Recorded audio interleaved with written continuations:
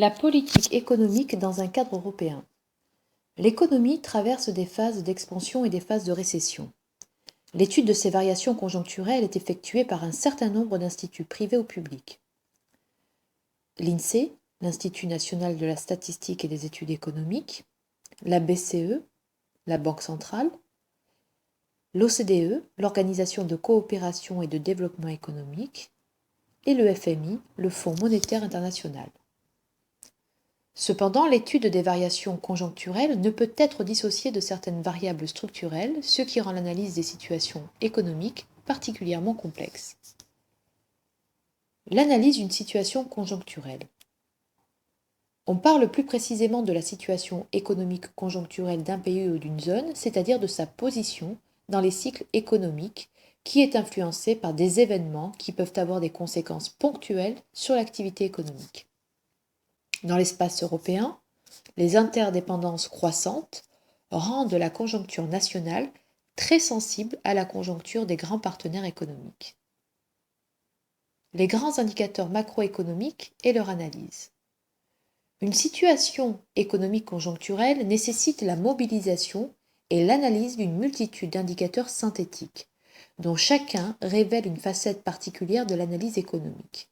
Parmi ces indicateurs, 5 paraissent particulièrement importants.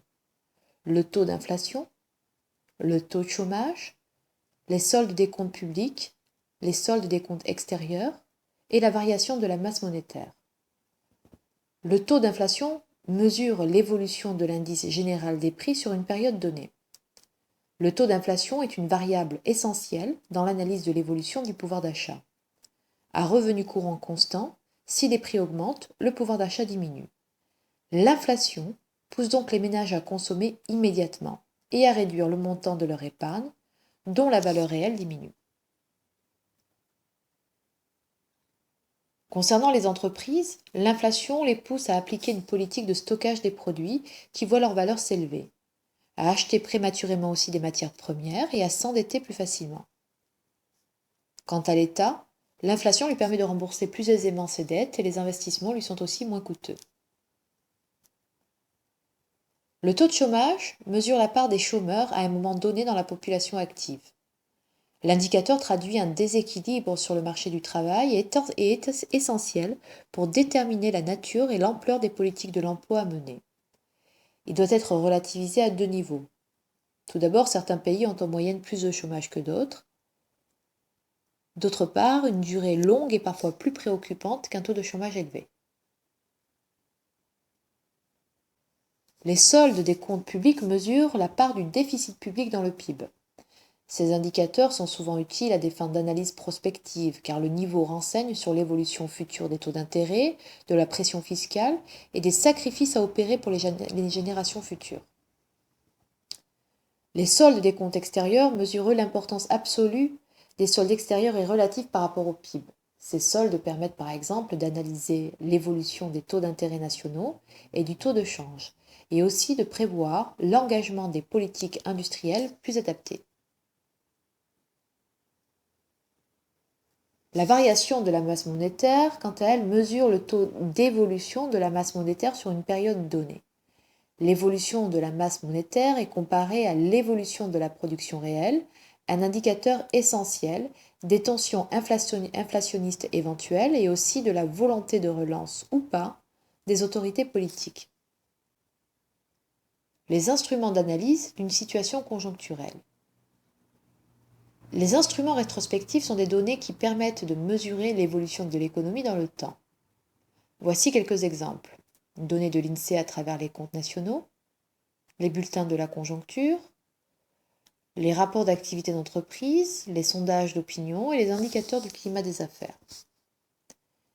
Les instruments prospectifs, quant à eux, sont des outils qui tentent d'anticiper sur l'avenir. Le traitement des comptes nationaux avec une introduction de simulations comme des effets d'une baisse de l'euro sur l'économie, des effets d'une hausse du prix du pétrole ou encore des effets d'une crise bancaire sur l'économie réelle. Un État peut aussi utiliser des modèles économiques, traduisant à petite échelle l'ensemble de l'activité économique et cela à différents niveaux, sectoriel, régional, national ou international. La prise en compte des composantes structurelles de l'économie. Les phénomènes structurels peuvent influer sur les performances économiques. Ces phénomènes sont principalement liés au degré d'ouverture à la concurrence du marché, la valorisation du capital humain et la flexibilité du marché du travail ainsi que les structures de production et de consommation. Une économie peut également être ouverte au mouvement de capitaux. Des IDE sortants entraînent une baisse de la production et donc le chômage. Des IDE entrants entraînent la hausse de la production et donc la création d'emplois. Les achats de titres étrangers, c'est-à-dire les achats de devises étrangères, entraînent la baisse du cours de la devise nationale. Les ventes de titres nationaux, c'est-à-dire quand l'étranger demande des devises nationales, entraînent une hausse du cours de la devise nationale. Les phénomènes économiques structurels sont donc des événements qui trouvent leur origine dans les fondements du système économique et qui persistent dans le temps, contrairement aux phénomènes conjoncturels dont les effets disparaissent relativement vite. Tout d'abord, la structure peut être schématisée comme un réseau de relations spécifiques entre les agents économiques. Quelques-unes apparaissent particulièrement importantes, comme par exemple l'état de la compétitivité de l'économie, les coûts de production intérieure, le niveau des prix de vente des produits nationaux, la qualité des produits, la nature de l'insertion économique, la dépendance énergétique, la situation des firmes nationales dans les filières de production, le change de la monnaie nationale par rapport aux devises étrangères, etc. Autre point important, l'importance de l'effort en faveur de l'innovation et de la formation. En effet, l'investissement immatériel constitue désormais un facteur clé de la production et de la santé d'une économie. Dernier point important, le degré d'intervention de l'État dans l'économie. En effet, certains pays comme la France ont une culture ancienne d'intervention et donc la capacité de changement de l'économie y est moins forte. L'ensemble de ces facteurs structurels pèsent sur l'économie et conduisent souvent à ce que les politiques économiques n'aient que peu d'effet sur l'évolution de la conjoncture. Ainsi, le gage de l'efficacité des actions de l'État réside dans la réduction ou la levée de ces contraintes structurelles. L'appréciation des agents économiques sur la situation économique. L'appréciation économique par les ménages se fait principalement en termes d'emploi et de pouvoir d'achat. En fait, cette perception est essentiellement subjective, bien que fondée sur des éléments d'information de nature économique.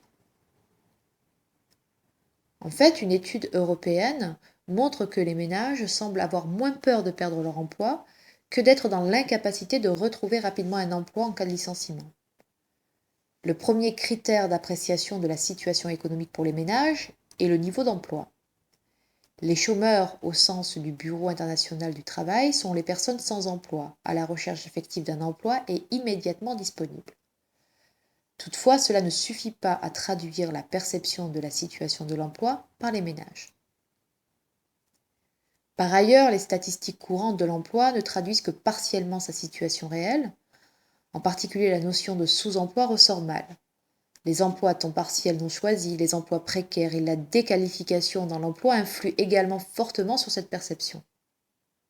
En particulier en France, le contrat de travail à durée indéterminée est considéré comme la norme en matière d'emploi et la précarité est donc ressentie comme une menace qui pèse fortement sur le moral des ménages. Nous savons que le pouvoir d'achat dépend du niveau de revenu et du coût de la vie.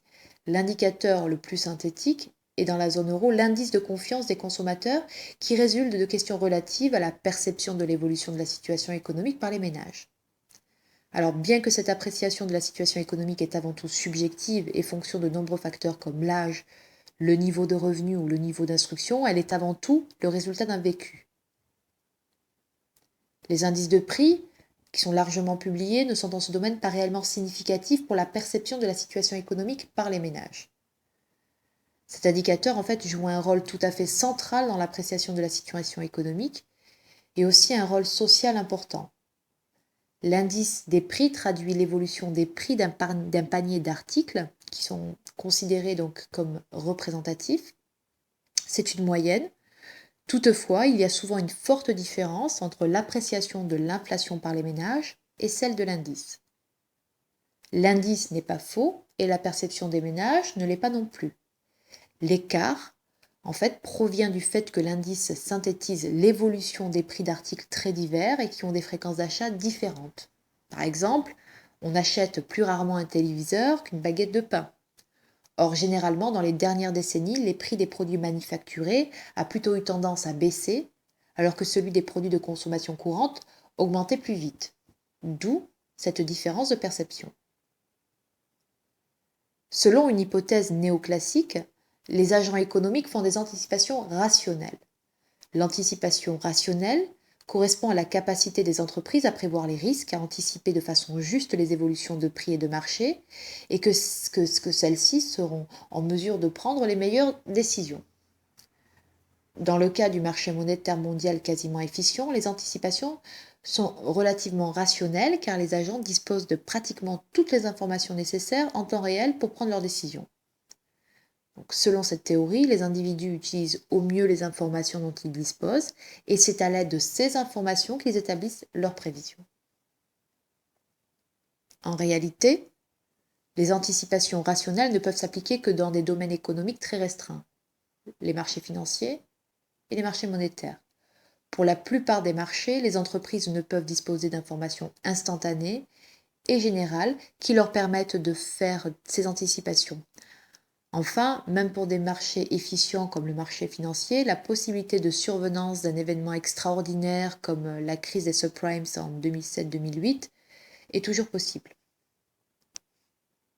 Cependant, les économistes keynésiens soulignent que ces anticipations ont été faites avec des informations passées.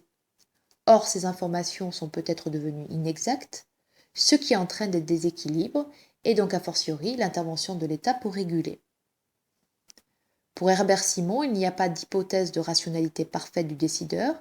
Il introduit l'idée selon laquelle la solution retenue n'est pas optimale, mais seulement satisfaisante. Dans un univers incertain, le décideur ne dispose que d'informations partielles. Il est donc dans l'incapacité d'appréhender toutes les dimensions de la situation à laquelle il se trouve confronté.